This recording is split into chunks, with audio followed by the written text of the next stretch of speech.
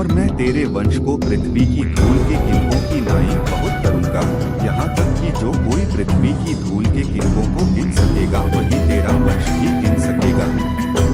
उत्पत्ति 13:16। आज हम सुनेंगे उत्पत्ति अध्याय 4। उत्पत्ति 4। जब आदम अपनी पत्नी हव्वा के पास गया तब उसने गर्भवती होकर कैन को जन्म दिया और कहा, मैंने यहोवा की सहायता से एक पुरुष पाया है। फिर वह उसके भाई हाबिल को भी जन्मी और हाबिल तो भेड़ बकरियों का चरवाहा बन गया, परंतु कैन भूमि की खेती करने वाला किसान बना।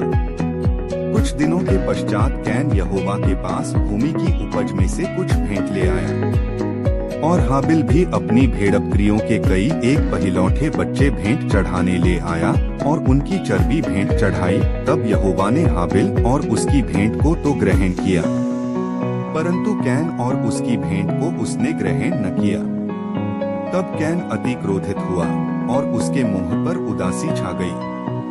तब यहोवा ने कैन से कहा, तू क्यों क्रोधित हुआ और तेरे मुंह पर उदासी क्यों छा गई है? यदि तू भला करे तो क्या तेरी भेंट ग्रहण न की जाएगी? और यदि तू भला न करे तो पाप द्वार पर छिपा रहता है और उसकी लालसा तेरी और होगी और तू उस पर प्रभुता करेगा।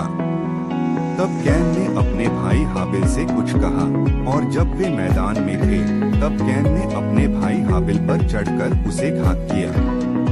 तब यहोवा ने कैन से पूछा, तेरा भाई हाबिल कहाँ है? उसने कहा, मालूम नहीं, क्या मैं अपने भाई का रखवाला हूँ? उसने कहा, तूने क्या किया है? तेरे भाई का लोहू भूमि में से मेरी ओर चिल्लाकर मेरी दुहाई दे रहा है। इसलिए अब भूमि जिसने तेरे भाई का लोहू तेरे हाथ से पीने के लिए अपना मुंह खोला है, उसकी ओर से तू शापित है। चाहे तू भूमि पर खेती करे तो भी उसकी पूरी उपज फिर तुझे न मिलेगी और तू पृथ्वी पर बहेतू और भगोड़ा होगा। तब कैन ने यहोवा से कहा, मेरा दंड सहने से बाहर है।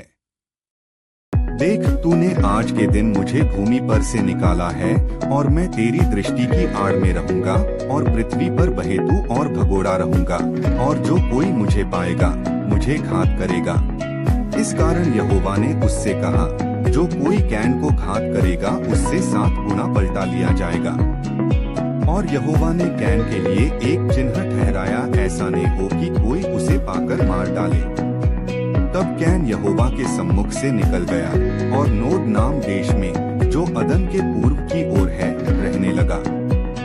जब कैन अपनी पत्नी के पास गया, जब वह गर्भवती हुई और हनोक को जन्मी, फिर कैन ने एक नगर बसाया और उस नगर का नाम अपने पुत्र के नाम पर हनोक रखा। और हनोक से ईराद उत्पन्न हुआ और ईराद ने महुयाल को जन्म दिया और महुयाल ने मतूशाएल को और मतूशाएल ने लेमेक को जन्म दिया। और लेमेक ने 2 स्त्रियां ब्याह ली, जिनमें से एक का नाम आदा और दूसरी को सिला है। और आदा ने याबाल को जन्म दिया। वह तंबुओं में रहना और जानवरों का पालन, इन दोनों रीतियों का उत्पादक हुआ। और उसके भाई का नाम युबाल है, वह वीणा और बांसुरी आदि बाजों के बजाने की सारी रीति का उत्पादक हुआ। और सिल्ला ने भी तूबल कैन नाम एक पुत्र को जन्म दिया। वह पीतल और लोहे के सब धार वाले हथियारों का गढ़ने वाला हुआ और तूबल कैन की बहन नामा थी। और लेमेक ने अपनी पत्नियों से कहा, हे आदा और हे सिल्ला मेरी सुनो। हे लेमेक की पत्नियों, मेरी बात पर कान लगाओ। मैंने एक पुरुष को जो मेरे चोट लगाता था, अर्थात एक जवान को जो मुझे घायल करता था, घात किया है। जब कैन का पलटा 7 गुना लिया जाएगा तो लेमेक का 70 गुना लिया जाएगा। और आदम अपनी पत्नी के पास फिर गया और उसने एक पुत्र को जन्म दिया और उसका नाम यह कह के शेत रखा कि परमेश्वर ने मेरे लिए हाबिल की संति, जिसको कैन ने घात किया, एक और वंश ठहरा दिया है। और शेत के भी एक पुत्र उत्पन्न हुआ और उसने उसका नाम एनोश रखा। उसी समय से लोग यहोवा से प्रार्थना करने लगे।